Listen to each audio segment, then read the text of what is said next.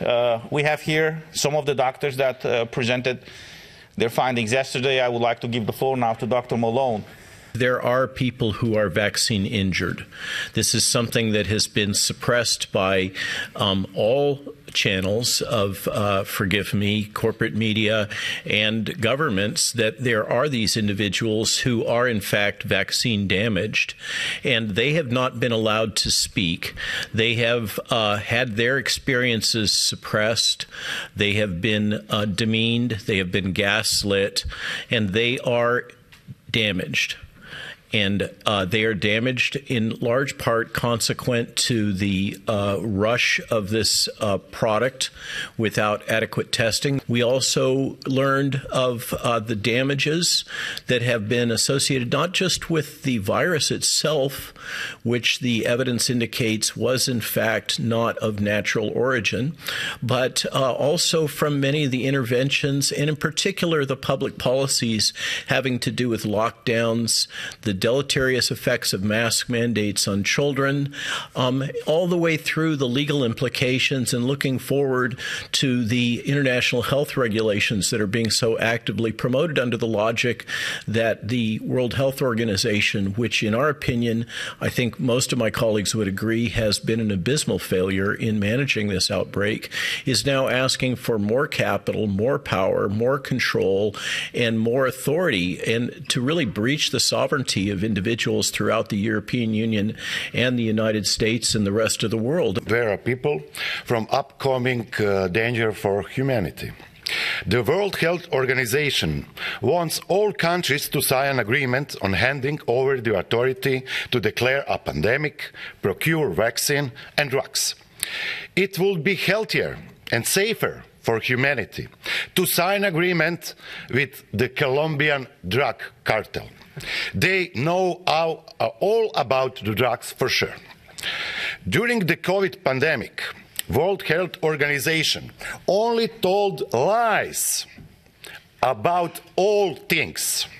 It should be declared a terroristic organization, and their lives and health of billions of people it putting in their hands is extremely dangerous.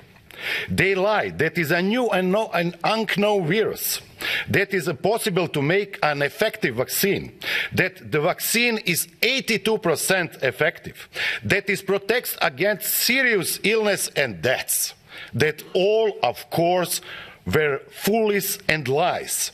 Today, World Health Organization is more dangerous organization for humanity than World Economic Forum. COVID was just, like I said yesterday, a test balloon, and the lessons they learned from this, namely how did they fail and where did they fail to get the people to just do what they were told, to comply, and they will take this to the next level. So we're talking, of course, about digital ID. It's in preparation. We're already talking about this.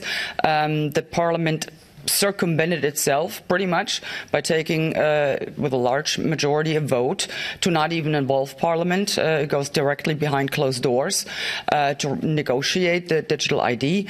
The next thing we will be seeing is, of course, CBCD, the digital state currency.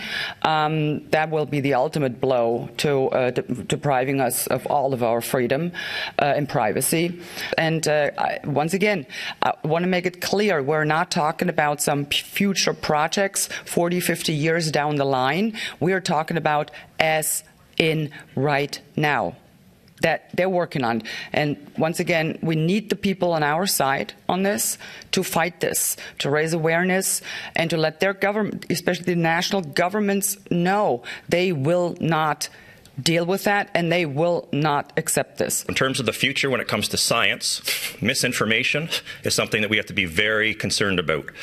And this, we need the press to help scientists around the world and physicians around the world in this area, because if you aren't aware, there's talks in pretty much every country around the world about the potential to criminalize misinformation. fine scientists and physicians, fire scientists and physicians if they provide misinformation. This has to be of concern to the media, because you have to start asking yourselves, if that's the case, who are going to be the arbiters of truth if it's not going to be scientists who provide primary data? So that's a key thing you have to watch out for. The other thing is if you are not aware, the mRNA vaccines that were rolled out over the past couple of years, that's just the tip of the iceberg. The same companies are developing mRNA vaccines for other diseases, and you might not be aware there is an enormous number of mRNA vaccines being developed for veterinary use, and that in of itself is also a potential concern to human health. So for example, we know that the mRNA vaccines can get into human breast milk, and therefore we have infants who are consuming undefined doses of these mRNA vaccines. These were never approved for that route of administration, nor to be administered to infants. And yet we now know that is happening. And if it could get into human breast milk, who's to say that they couldn't get into the milk, meat, and eggs that we consume?